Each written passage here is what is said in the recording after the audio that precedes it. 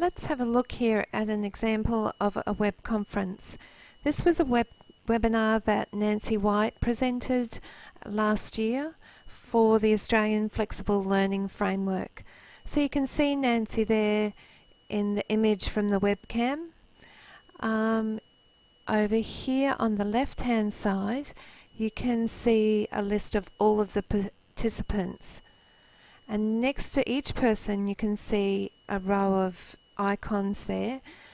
The highlights mean that the microphone is being used or the webcam is being used. So you can see next to Nancy's name that she's using her mic, she's using her webcam, and you can also see just above that Jyothi is typing something into the chat.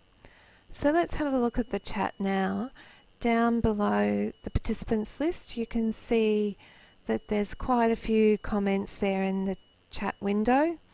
Nancy's posted a link there that's clickable. Just under that chat window is a long skinny rectangle, and that's where you type your text chat messages.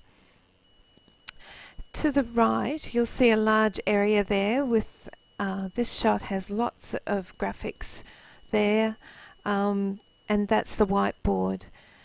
The whiteboard is used for displaying the PowerPoint or for application sharing.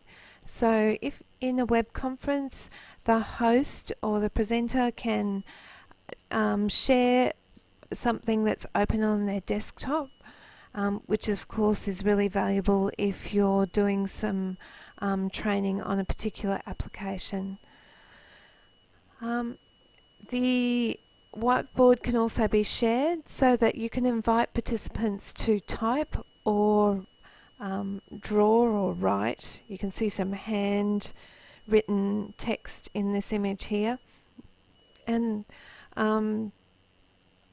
that's a great way of involving people and having some interactivity in your webinar. This is an example of Illuminate Live. Illuminate Live has now been, I guess, superseded by Blackboard Collaborate. Blackboard bought Illuminate and also Wimber and has produced a new version of web conferencing called Blackboard Collaborate.